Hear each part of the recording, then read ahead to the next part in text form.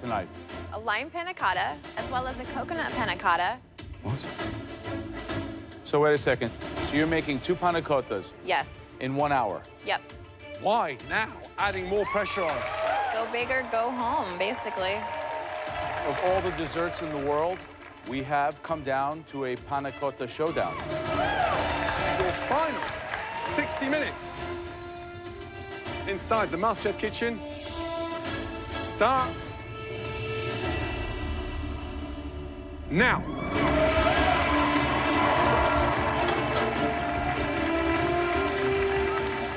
The last cook of the season. But what a strange move from Natasha. I think she might be taking too much of a risk. I don't know if you can do 2 panna cottas in 1 hour. Luca's dessert is a basil panna cotta with a sweet tomato jam. Tomatoes in the dessert. I mean, tomatoes are a fruit, but how's he going to caramelize them and make them sweet? It's really dangerous to not have it go savory.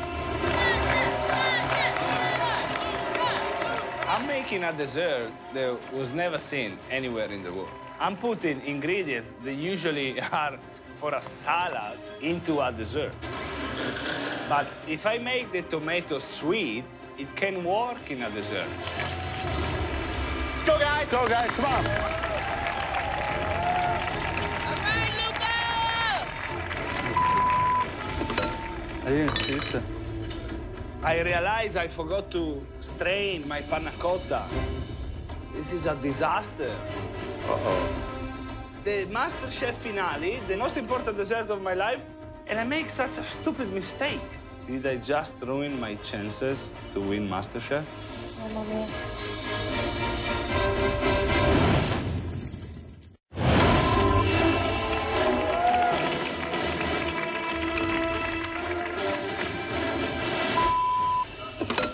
I didn't see it. Mamma mia. I forgot to strain my panna cotta. This is a disaster. Now I have to rush and remake all over again.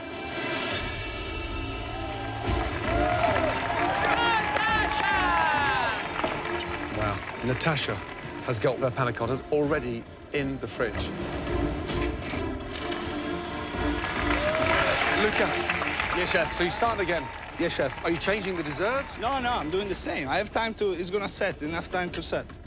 Good luck. Thank you. Come on, Luca. Natasha, you certainly created a lot of pressure for yourself. How are you feeling about the dessert as a whole? Do you think it's competitive? Now, thinking again about it, maybe I would have tried to do something a little bit different. I really like the flavors of the coconut and the lime together. They pair well. It's been a long journey. Your family's here, your son is here. You're right. Good luck, Natasha. Thank you so much. Man, that looks very liquid from here. There's a real chance that we may be eating cream basil soup. Basil bisque. I just need to cross my finger and pray that my panna cotta sets in time for me to plate it.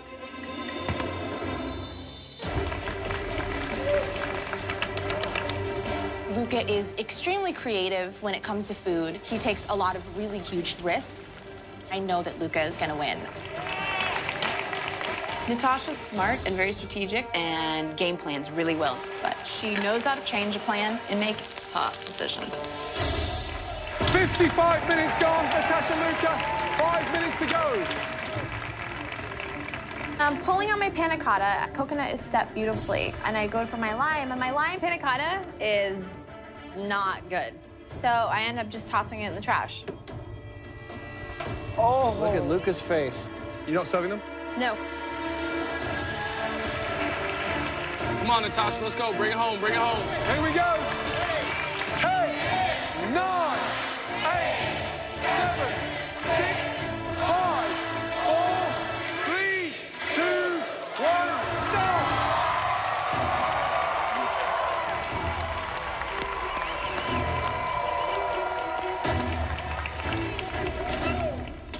Natasha, are you happy with your panna cottas? Yes, Chef. Both a coconut because the lime panna cotta molded harder, so I decided not to use it. Luca, anything missing off your plate? Absolutely no, chef. Good. Now, it's time for the most important tasting of your lives, the final course. Let's go. When you present a menu and then you change it halfway, doesn't make a lot of sense. Maybe she wanted to show off a little bit too much. Natasha, please, bring up that stunning dessert. Thank you. Describe your dessert, please. A coconut yogurt panna cotta with a passion fruit coulis and some edible flower arrangements.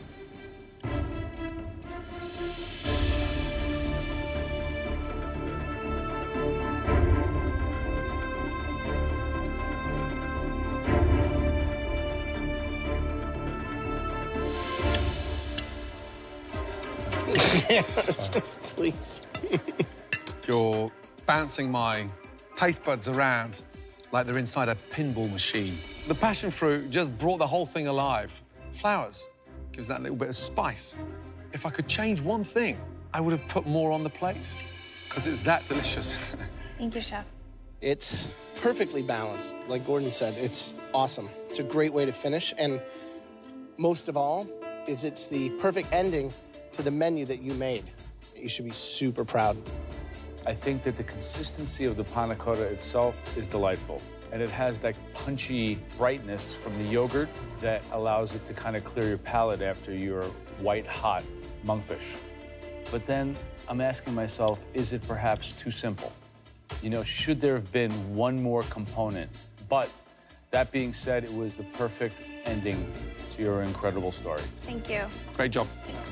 Well done, Natasha. Thank you. Okay, Luca, let's go. Please describe your dish. This is a basil panna cotta with tomato jam, mascarpone honey cream, and granulated basil. It looks like an appetizer. It doesn't strike me as a dessert. I'm intrigued.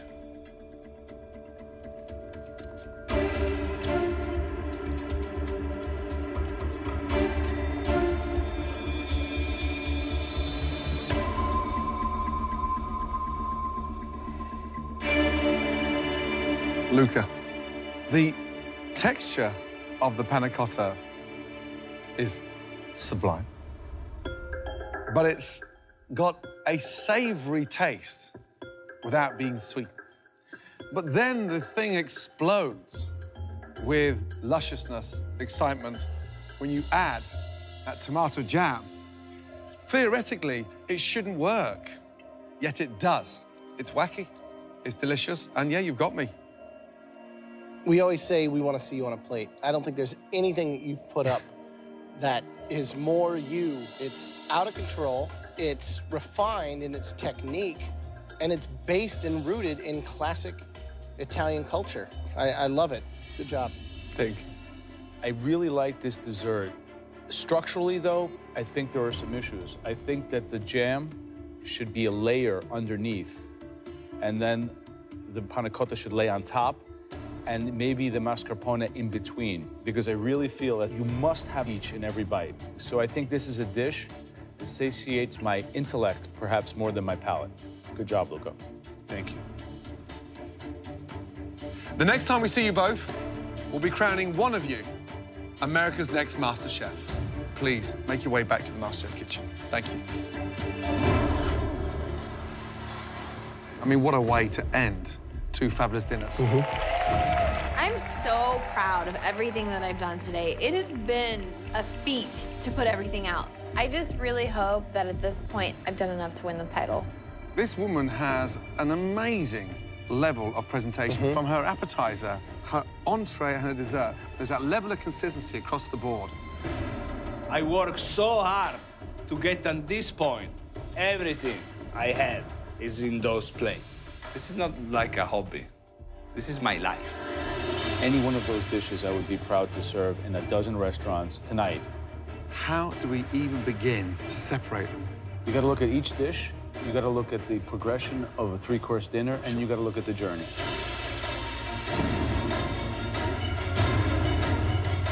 For the first time, shall we make it a draw?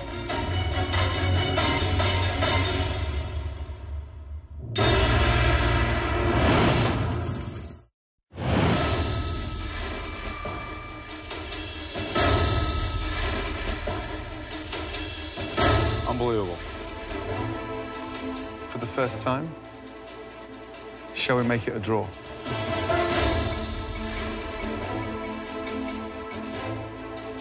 can't do that.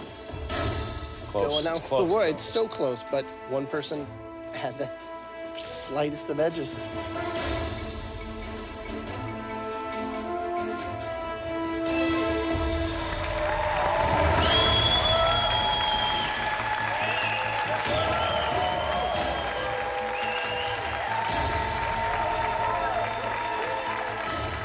This is the most important moment of my life.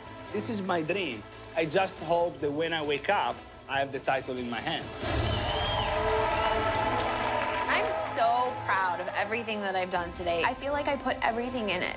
My heart, deep inside, is telling me, yes, I'm gonna win this.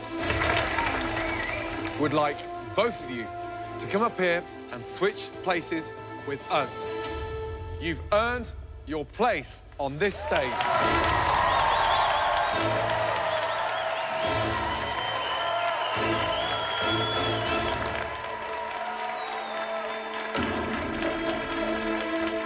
This has truly been the toughest, the most difficult decision we've ever had to make in the history of this competition.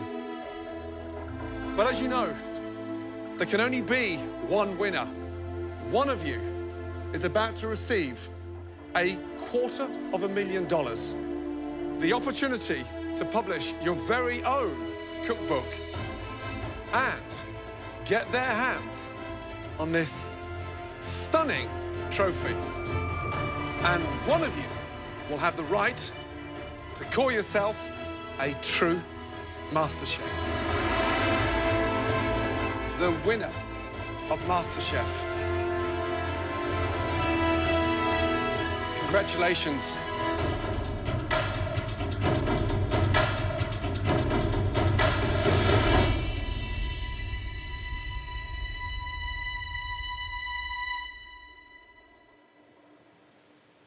Luca!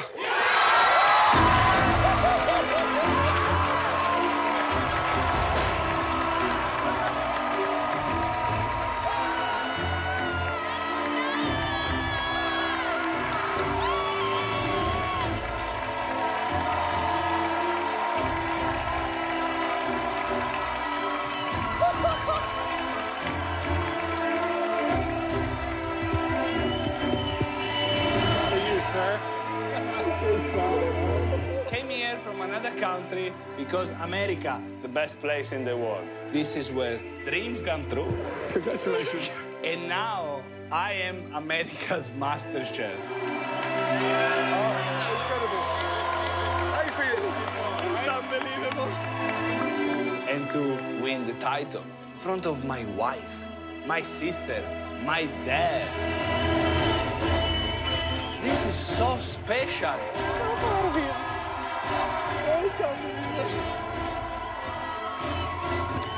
Natasha pulled up a huge fight. She's a great cook.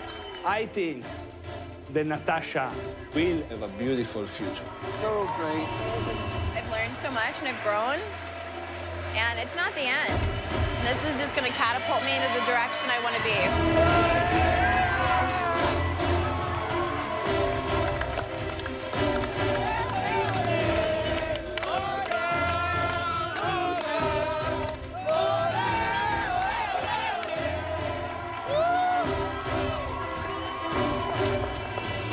If you think you got what it takes to become America's next MasterChef, just like Luca, then please visit MasterChefCasting.com for more details. Seriously, good luck. I am America's MasterChef! 1 potato, 2 potato.